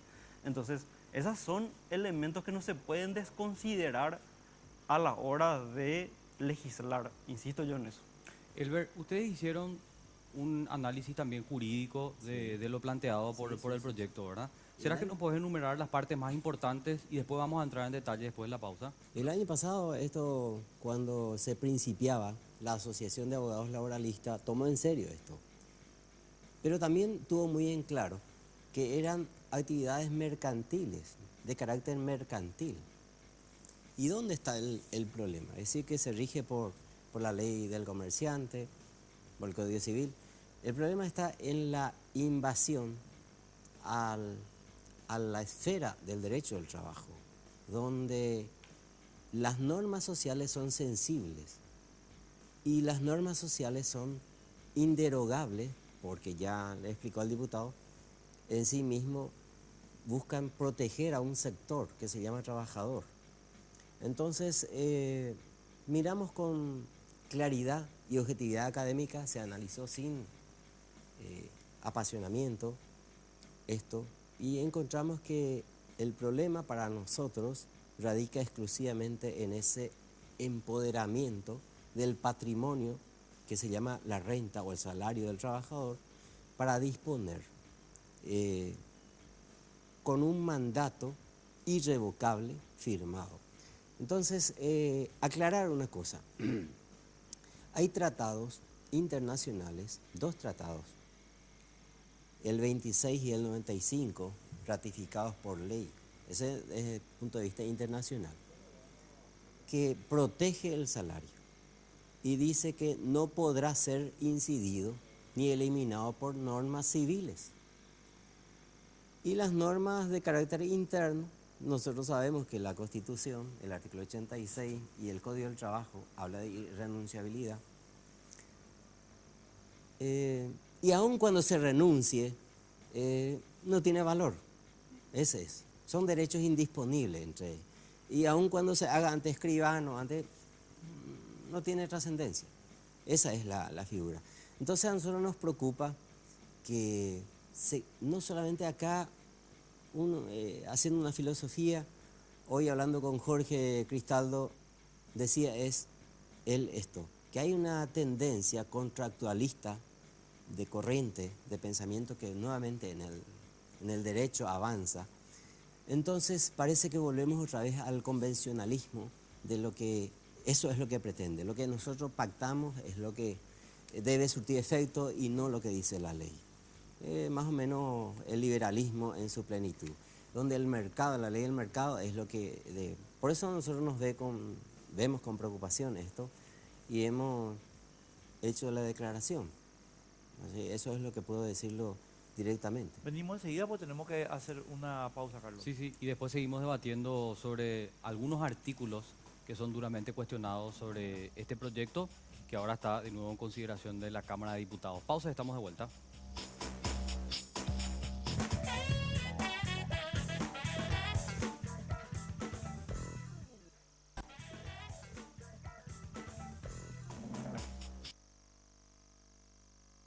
Y seguimos hablando de lo que es el proyecto de ley de libranzas con nuestros invitados para dar a entender un poco más algunos aspectos bastante polémicos, por decirlo de alguna manera, que se discutieron esta semana que está terminando. Pero va a ser motivo de discusión de nuevo en la Cámara de Diputados cuando estos analicen la decisión de la Cámara de Senadores de rechazar el proyecto. Yo quería preguntarle a Luis, porque él estaba contando que es un procedimiento que hoy se realiza. Este débito automático, Luis, vos podés ir hoy a una casa comercial que te vende esta copa, ¿verdad? Y le decís, yo quiero que ustedes me debiten automáticamente las cuotas que tengo que abonar por haber comprado esta copa de mi tarjeta de débito o como sea, ¿verdad? ¿Qué cambia con la ley? ¿Qué cambia con la normativa propiamente? Claro, justamente el hecho de esa libre disposición de hasta el 100% del salario es que genera una crisis tanto de deuda y de endeudamiento, que es lo que se buscaba atacar con esta ley. Y se le da un marco normativo, no solamente estableciendo los límites, porque el tema de la revocabilidad y la irrevocabilidad fue también un tema que se debatió mucho durante el año pasado. Y en algún momento se dijo, ¿por qué no hacemos una libranza revocable y una libranza irrevocable? O sea, que haya 2 opciones, digamos, ¿verdad? Y en ese momento, los asesores de otros gremios, o sea, ni siquiera asesores de nuestro gremio, dicen, no, tiene que ser o revocable o irrevocable. O sea, tiene que haber una de las 2 cosas. No puede quedar abierta la posibilidad. Claro, no puede quedar abierta la posibilidad, porque la alternativa es decir, bueno, que sea revocable, y ahí no tiene que haber ningún límite, porque al ser revocable uno mismo va a administrar, digamos, ese contrato, o que haya una libranza que sea irrevocable, en donde sí hay que poner garantías por lo que mencionaba, digamos, el doctor con relación a dar, digamos, un mínimo de ingreso a esa persona, digamos, ¿verdad? Que es cierto, muchas veces el salario no alcanza, muchas veces el salario, digamos, está... Pero fíjate que esto no se da, digamos, en un ambiente normal. 3 años, 4 años sin aumento salarial de los estatales, ¿sí? Y eso genera, digamos, una presión, teniendo en cuenta la expectativa que venían teniendo, digamos, los asalariados del sector público, por ejemplo. Sí. Entonces, nosotros ya a finales del 2005 planteamos, decir, bueno, vamos a hacer una cosa. Este es un problema de deuda que tiene que ser solucionado con una refinanciación, con una repactación, de manera que la persona pagando la cuenta reciba más dinero, achicando, digamos, su cuota, ¿verdad? O sea, en esencia eso es lo que se planteaba. Y algo similar es lo que se planteó con la ley de libranza, o sea, decir, ordenemos un poco el mercado, o sea, ordenemos un poco las reglas de juego para que nosotros también podamos tener menos riesgos, y eso iba a implicar, al reducirse los riesgos, iba a implicar en mejores precios, por ejemplo, para el sector de los usuarios. Una cosa que llama mucho la atención es que cuando nosotros, o sea, cuando nosotros hablamos entre todos sobre la ley, se estiró, digamos, y se le circunscribió al ámbito laboral. Pero lo que yo entiendo es, mi cliente no es mi empleado, es mi cliente. O sea, en la relación cliente-proveedor, comprador-vendedor, sí, no hay una relación, no es que sea mi empleado. Sí, entonces fue eso que nos confundió un poco o sea, nos confundió a nivel de gremio, a nivel de los empresarios. ¿Sí? ¿Por qué se habla de confiscación? ¿Por qué se habla de embargo? Estamos hablando de la voluntad de las personas de un acuerdo, o sea, pero ponerle un límite a eso, digamos, ¿verdad? No, yo lo firmo. El punto, perdón, Carlos, el punto nomás es, según lo que yo estoy entendiendo, pero ustedes te corrigen, ¿verdad? O sea, eso se puede hacer hasta un determinado nivel que está en el código. Y ustedes no pueden cambiar eso. El embargo. El embargo. Que una sentencia judicial. Claro, son cosas diferentes. O sea, por eso digamos que la línea de prensa es, te van a embargar el salario hasta el 65%. La gente pensaba que se promulgaba la ley y no iba a cobrar más su salario. Es más, uno puede tener la opción de comprar por libranza y puede seguir teniendo la opción de comprar por préstamo normal, digamos, vos te vas y pagas. O sea, es una forma, de la misma cosa que yo te diga, bueno, si yo te voy a dar un préstamo, sí, a sola firma, va a ser más caro porque implica más riesgo que un préstamo hipotecario. Claro. Y eso existe hoy. O que sea más caro un préstamo cash collateral, por decirte. Digamos, sí. ¿Sabes lo que pasa, Luis? Perdón, insistimos un poquito en él porque está solo, ¿verdad? Ustedes están... No, ¿sabes lo que pasa, Luis? Vos acá acabas de decir una cosa. ¿Por qué me están embromando a mí con este tema si esta no es una relación patrón-empleado, sino que es una relación cliente-vendedor? Ahora, pasa lo siguiente. Cuando vos le convertís al vendedor en garante de la operación, estás agregándole fuerza coercitiva estatal. Y por tanto le estás generando... Una carga pública. Una carga pública a él y una situación de dependencia al otro, por lo menos eso es lo que estoy entendiendo, ¿verdad? No sé. Sí, intervengan nomás. Yo lo que quería decir al respecto del tema del porcentaje que se está discutiendo acá, se está poniendo en cuestionamiento, es el siguiente. El origen o la causa, entiendo yo, filosófica de por qué se le pone un tope a la limitación, al embargo o al límite que se puede embargar el salario de una persona, tiene que ver con razones de sobrevivencia mínima, básica, ¿verdad? Entonces no puedo yo por convenio acordar mi propio suicidio financiero, por decirlo de alguna manera. Si bien es cierto, yo puedo disponer de mi salario como a mí me plazca, pero cuando dice voluntaria e irrevocable, ahí eso pierde todo sentido. Al perder todo sentido, entonces evidentemente ese límite que pone el Estado o la sociedad a esa embargabilidad, a esa disponibilidad de tu salario, es donde te deja en una situación de muy alta vulnerabilidad. Porque supongamos el caso, una persona que se ve en estado de necesidad y tiene embargado, o en este caso, tiene acordado que se le descuente hasta el 65% de su salario y tiene una situación de emergencia que le sobreviene y que no estaba en sus cálculos financieros. se le enferma un pariente y es irrevocable, ¿qué hace? ¿A qué le vamos a someter a ese compatriota? ¿A qué le vamos a someter a esa persona?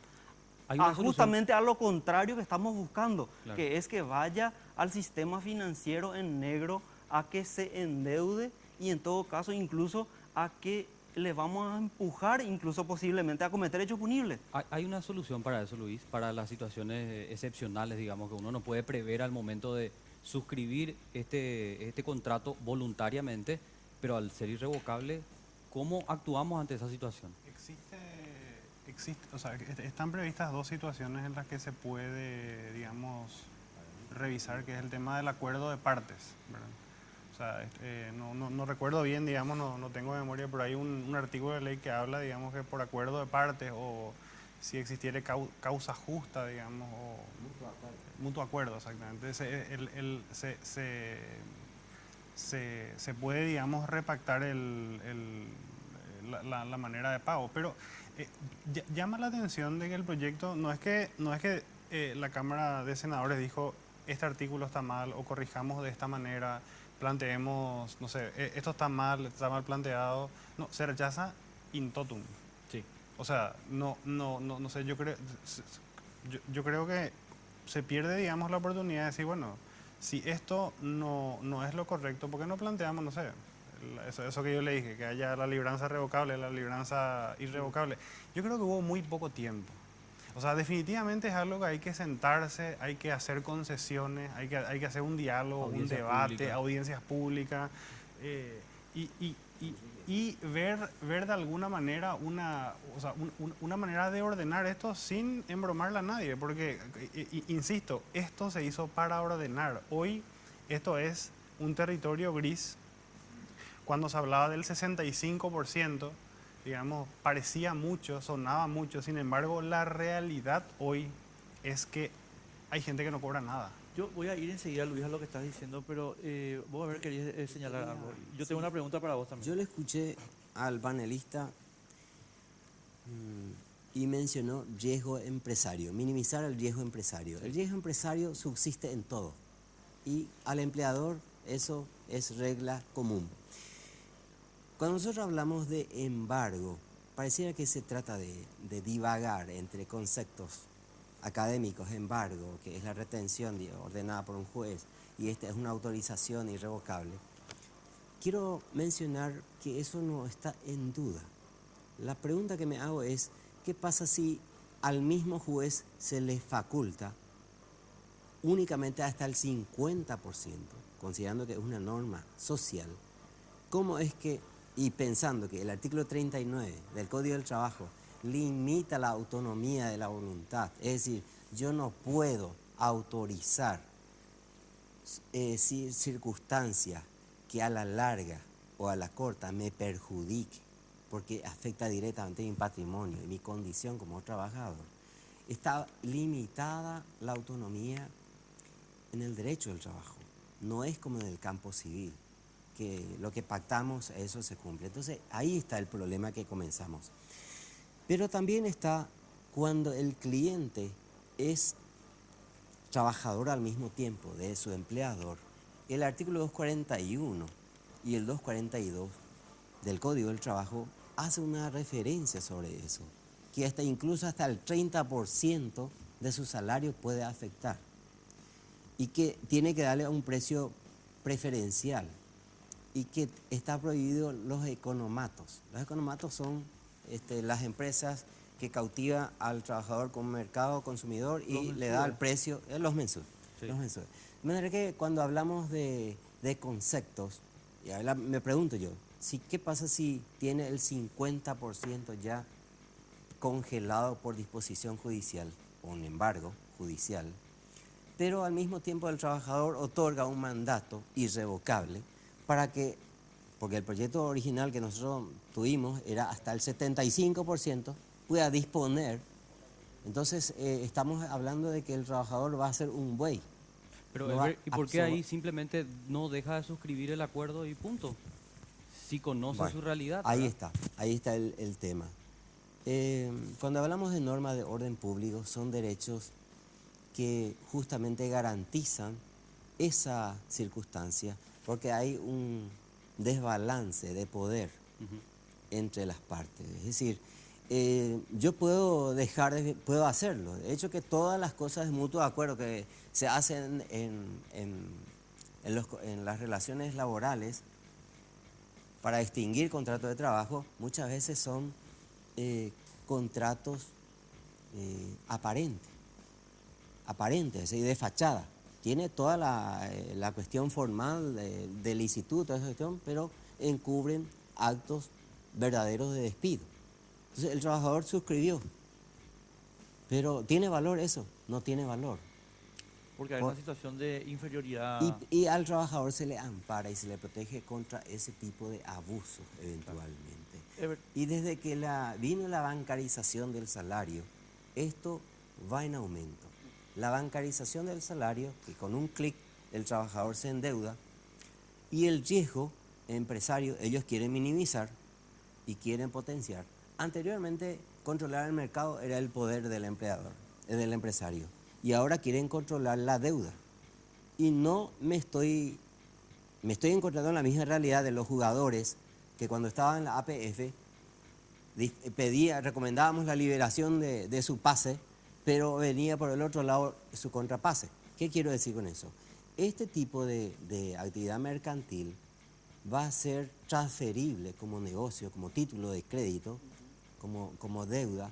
Por lo tanto, el trabajador, aun cuando haya cancelado o faltándole esto, va a estar ligado de por vida a esto. Por eso que se hizo muy mal. O sea, va a haber una transferencia de cartera de crédito y va a estar definitivamente, ahí Aldo metido y quiero mencionar también al mismo tiempo que los jubilados, la ley de IPS, el artículo 30, refiere que son inembargables, imprescriptibles.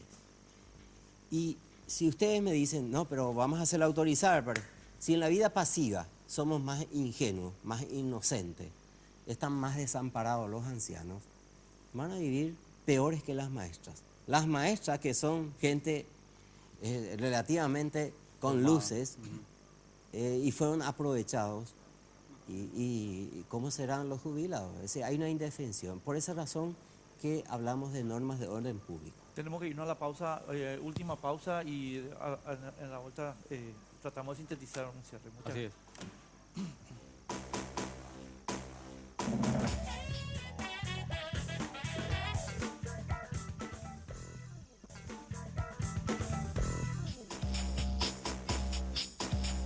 Bueno, no sé si salió eso al aire. Acá Enrique se está quejando que se muere de calor. Me muero de calor, Y sacate el saco. No, pues. Sencillo. Me voy a quedar con todos los cables atrás, amigo. Bueno, vos sabés que yo le quería plantear esto a Luis, porque lo estuvimos debatiendo ya en los bloques anteriores. Empresarios obligados a retener el salario de los empleadores, de los trabajadores que son deudores, o serán responsables del pago de la obligación adquirida por el usuario.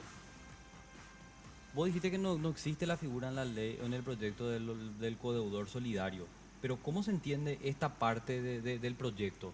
La persona que te está pagando el salario tiene que retener ese porcentaje que vos tenés comprometido y de débito automático. ¿Hasta cuándo? ¿Hasta que vos pagues o lo transfiere directamente a la empresa a la que vos debes? No, ¿Cómo funciona? ¿Cómo funciona esto hoy? Vos firmás la autorización de libranza, sí, la autorización de débito, digamos, de tu compromiso. A nivel de la giraduría salarial de la institución, la empresa, hacen el descuento. Por lo tanto, ese usuario para nosotros está pagando ya su cuenta. Sin embargo, ese dinero todavía no ingresó al banco, a la empresa, a la casa comercial. Por lo tanto, ese débito que ya se le descontó al usuario y que todavía no se pagó al acreedor, es responsabilidad del que descontó.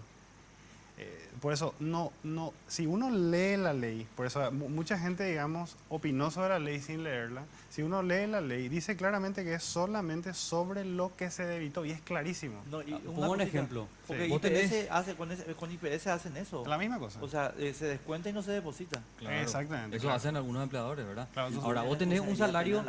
Vos tenés un salario de 1 millón, tenés un débito automático del 50%. Sí. Eso significa que a fin de mes la empresa te va a terminar pagando nomás 500.000 guaraníes, ¿verdad? Sí, o sea, Vos vas a recibir 500.000 nomás de tu salario. El resto ya va para la casa comercial a que vos estás debiendo.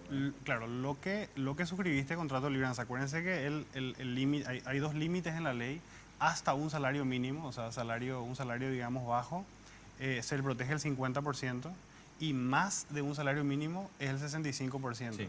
¿verdad? Inclusive en la redacción se podría haber mejorado eso, inclusive se habló en las reuniones de trabajo, hagamos una escala. No es lo mismo decir a una persona que gana 15 millones de guaraníes, una persona que gana 2 millones de guaraníes, o sea, hay digamos una amplitud, digamos, de rangos salariales. Ahora, la ley hace una clara mención de que es solamente por lo que se debita. O sea, no es que tu empleador termina siendo tu codeudor por todo el crédito. El que asumió la responsabilidad fuiste vos. Sí. Se habla mucho de derechos. El derecho, tal cosa. Y las obligaciones. O sea, vos tomaste, digamos, un compromiso. Hay que cuidar también eso y no caer, digamos, en un totum revoltum. Perdón, les interrumpo un minutito, porque Luis, ahí viene una cosita que es la que te estaba yo diciendo fuera del micrófono, pero la voy a meter. Tenemos que cerrar, pero disculpame, pero me parece esto central. Eso que vos decís es verdad. Ahora pasa lo que dijo Ever, que es lo siguiente. Esto vos lo vas a vender como cartera de negocio. O sea, Enrique tiene 5.000 clientes en cosas y yo le voy a vender a Aldo como cartera de negocio. Entonces Aldo ya no hace la discriminación de si Carlos es A, B. No. A él ya no le importa, para él es un título de deuda nomás.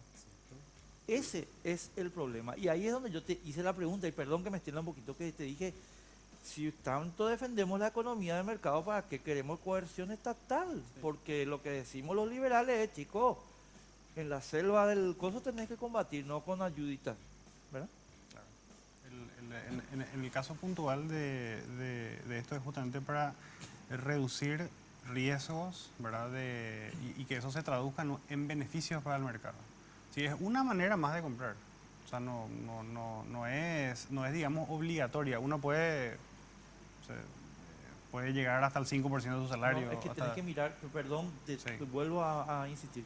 No mires el acto de la compra, mira la venta de la cartera. Bueno, también se mencionó mucho, el caso de Colombia, dice, ¿verdad? El caso de Colombia fue un fiasco. Pero nos explican qué parte del caso de Colombia fue un fiasco. El caso de Colombia, la libranza permitió, así como acá en Paraguay también, el acceso a innumerables comodidades, digamos, de la población. Es cierto, hubo una expansión del crédito, digamos, ¿verdad? Pero el problema en Colombia vino justamente por eso, porque en la ley no se previó lo que en esta ley se planteó, ¿verdad? Es decir, cuando yo vendo ese pagaré, que también le acompañe el derecho de cobrar la cuenta. Porque ¿qué pasó en Colombia? Estaba el pagaré por un lado y el derecho de cobrar de otro lado. Entonces se transferían los pagarés y no se transfería el derecho de cobrar. Entonces se le descontaba el salario a las personas, no se pagaba la cuenta al que compró el título de deuda. Entonces se quedaba esta deuda acá y realmente ya estaba siendo pagada. Inclusive eso pasó acá también, ¿verdad? Hay muchos casos sobre eso. Lo que dicen, se transfiere el pagaré y que se transfiera también el derecho de cobranza, de manera que cuando se le cobra se vaya a cancelar la cuenta, o si no se va a pagar 2 veces esa cuenta. ¿Y qué es esto de la responsabilidad civil y penal? Es interesante. Los tipos de responsabilidad que establece este proyecto. Sí. De 2. Es un reaseguro y realmente enfatiza el señor Montanaro el riesgo empresario disminuir, pero a espalda del más miserable, que es el trabajador, el más débil. Entonces, cuando decimos eso, el proyecto encara 2 conceptos en materia de responsabilidad, de garante. Uno es el garante, que es el vicario, que le atribuye al empleador, es decir, para que ayude. Sí. Ese es el vicario, el garante, el subsidiariamente responsable. Y después le agrega la figura de solidariamente responsable. Son dos figuras de reaseguro, de blindaje, de ponerle candado, de asegurar mi negocio, sin importarme todas las demás legislaciones. Es decir, esa es la realidad en este tema.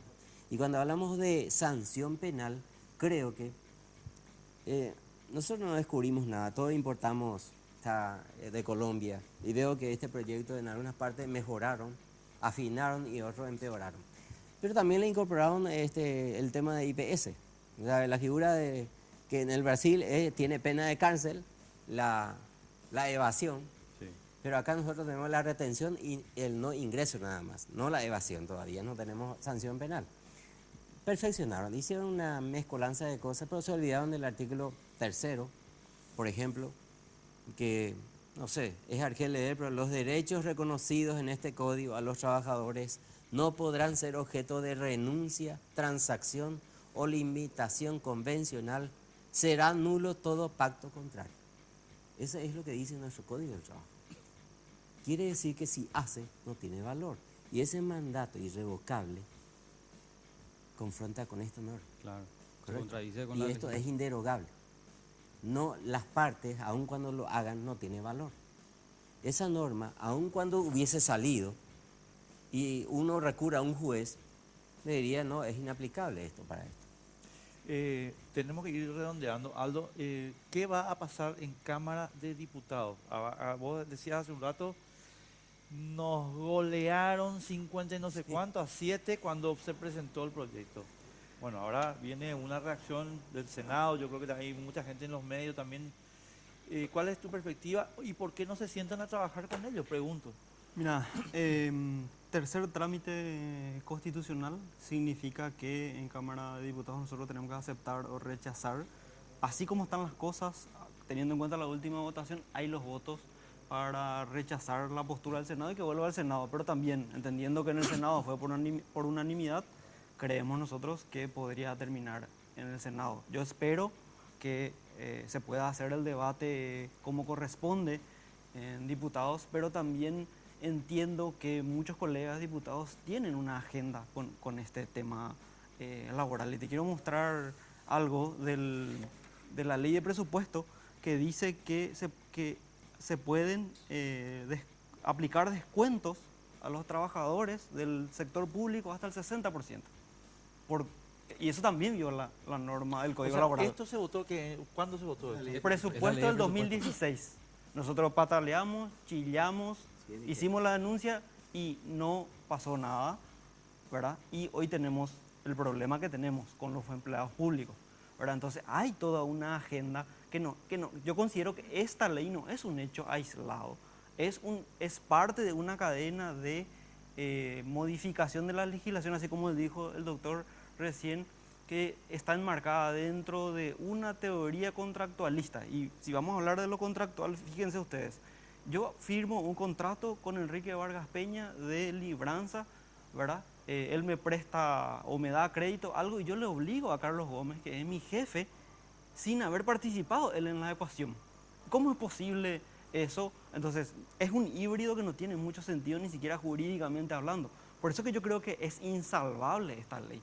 Hay que mandarla al archivo, hay que rechazarla y hay que empezar de nuevo, de cero, teniendo en cuenta los acuerdos y convenios que firmamos el siglo pasado y acuerdos y convenios que respeten, por ejemplo, nuestra historia laboral, que nosotros, todos los paraguayos conocemos la ley del mensú, por ejemplo, y no estoy haciendo una exageración. No hay exageración. Pues Luis, usted, o sea, perdón, te pregunto, ¿vos no le puedes hablar por teléfono a él? Decir, Aldo, ¿cuándo nos juntamos y vamos a conversar? Nosotros durante todo el año pasado participamos en todas las mesas de diálogo, audiencias públicas que se convocaron. Este año se pudo hacer una sola, ¿verdad? Justamente por tema tiempo. Pero eso tiene la culpa Cartes, ¿sabes eso, verdad? Ah, sí. No, por el tema enmienda yo. Permíteme una cosita, Enrique, pero ahí hay un problema, y un problema central, que es el siguiente. Y creo que algunos que defendieron este proyecto de ley lo dijeron textualmente. Esta ley es fruto del mayor consenso posible. Pero la pregunta es, ¿mayor consenso posible de quiénes y entre quiénes? Obviamente, yo por lo que veo, a quienes les interesa y quienes se benefician de esto. Pero acá, por ejemplo, no participaron los trabajadores. Yo no sé. No, las si- centrales obreras tampoco. Sí, no, sí participaron las centrales obreras, sí participaron Los las sindicatos, organizaciones el Ministerio de Trabajo. de derechos laboral, no participaron en esta cuestión. Entonces, porque de verdad y con muchísimo respeto le faltan consideraciones que tienen que ver a cuestiones básicas como la que acaba de leer el doctor Ruiz Díaz. Es más, uno de los proyectistas, o por lo menos uno de los que auspició el proyecto, después tuvo que salir a admitir, en el caso de Oscar Tuma, que se dieron cuenta tarde que tenía algunos errores. Por ejemplo. Después de la discusión en la Cámara de Senadores. Imagínate que él fue uno de los proyectistas, ¿verdad? Uno de los que firmó el proyecto. Últimamente es usual ese error cuando hay cuestionamiento y reacción ciudadana. Exacto. ¿Se acuerdan Se de resume aquel todo caso eso. del artículo 82 que alguien calladamente incluyó ahí, ya tuvo media sanción, el artículo 82 del Código del Trabajo? Aquel caso que entre las partes también, entonces, son normas sociales. Las normas sociales no son derogables ni son regulables por otras normas civiles para contradecirlo o dejarlo sin efecto. Entonces, sí, yo lo veo difícil a esto. Si van a seguir insistiendo con los trabajadores, tienen que derogar los convenios ratificados por Paraguay, las normas internas o en su caso, si quieren suavizar, tiene que hacerlo en forma colectiva. Tiene que participar todos los sectores. ¿Por qué? Porque acá direccionado va a los trabajadores quienes tienen poder adquisitivo. No cabe ninguna duda. Señores, tenemos que cerrar. Muchísimas gracias por estar con nosotros. Luis, tenés 10 segundos para cerrar el programa, por favor. Sí, no, la idea central no es ni era perjudicarle a nadie. La idea central era poner orden en donde hoy no hay orden. Y yo creo que nosotros como gremio estamos abiertos a dialogar, a debatir y a buscar la mejor solución sin afectarle a nadie. Aldo. Gracias por la invitación, Enrique, y reiterar eso que dije al principio. Se tiene que legislar en beneficio principalmente de quien se encuentra en una situación de mayor vulnerabilidad, en este caso los trabajadores. Tiene que ser el norte que guíe nuestra discusión en este caso. Que eso tiene que ser archivado o replanteado de otra manera, que debe intervenir las centrales, así como dije, y que no se disimule una cosa para engañar a la gente. Porque esto el que no sabe lo va a decir, pero el que sabe académicamente puede debatir y decir. A mí me parece que es momento de sincerarnos en este campo. ¿Es el negocio el que se protege o es el trabajador en este caso? ¿Matamos el empleo al trabajador o lo que fuere? ¿No? Así es. Gracias, señores. Gracias, muy amable. señores, muy amable. Nosotros nos vemos el domingo que viene, estimados amigos. Así es. Y un mensaje para los detractores de la libertad de expresión. A ver. Vamos a continuar acá. Eso es sencillo el expediente. Sencillo, ¿verdad? Porque... Horacio. No, la idea pues es matar la crítica y el disenso. No, creo que hay un plan muy bien elaborado para lograr eso, pero la resistencia va a continuar. Pero por supuesto. Estemos donde estemos. Estemos donde estemos. Así es. Bueno, nos vemos. Buenas noches. Chau. Sin Límites fue presentado por Tigo. En Tigo, el Centro SOSBOS, Barcos y Rodados, diseñamos la calidad que tu vehículo necesita.